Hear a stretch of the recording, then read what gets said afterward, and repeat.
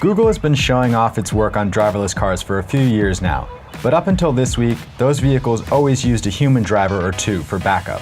There was a steering wheel, brakes, and gas, just in case the computer conked out or a person needed to take over in an emergency. But all that has changed with the introduction of Google's new, completely autonomous vehicles. The prototype car doesn't have a steering wheel or pedals, and passengers are buckled into what are essentially back seats. These cars aren't street legal yet, but while regulators iron out the details of when and where they can drive, Google is intent on showing that automobiles are far safer without any input from us puny humans. Rob Medford, Google's director of safety on the driverless car project, says that more than 90% of automobile accidents are caused by human error. That adds up to around 33,000 people killed every year, the leading cause of death for people between the ages of 4 and 34. Google's newest unit is purpose-built for safety. The form factor means its cameras and sensors have no blind spots and can detect objects for 360 degrees and as far as 200 yards away.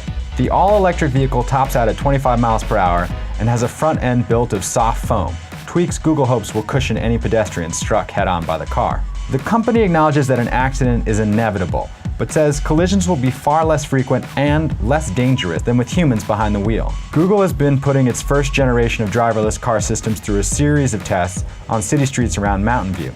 It's the same system that's being used in these fully autonomous models. The system can detect various obstacles and even color codes accordingly. Cyclists are red, pedestrians yellow, vehicles are either green or pink.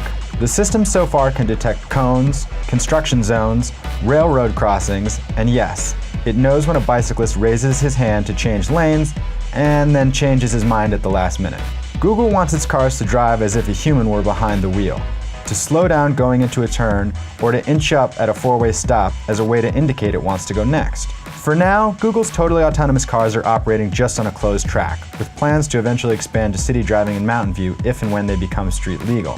When that happens, Google's safety systems will likely be tested not just by chance, but on purpose. Insurance fraud is already common among tractor-trailers, with scammers getting into accidents so they can sue for damages. If people are willing to throw themselves in front of a speeding semi, imagine what they'll do to a foam cushion car owned and operated by one of the richest companies on Earth. Google knows this is coming, and it's doing its best to play things cool. Every driverless car is going to be equipped with multiple cameras that will record any accident, meaning there will be plenty of evidence to show who's really at fault. As Sebastian Thrue, the original inventor of Google's driverless cars, told the New York Times, the big losers are going to be the trial lawyers.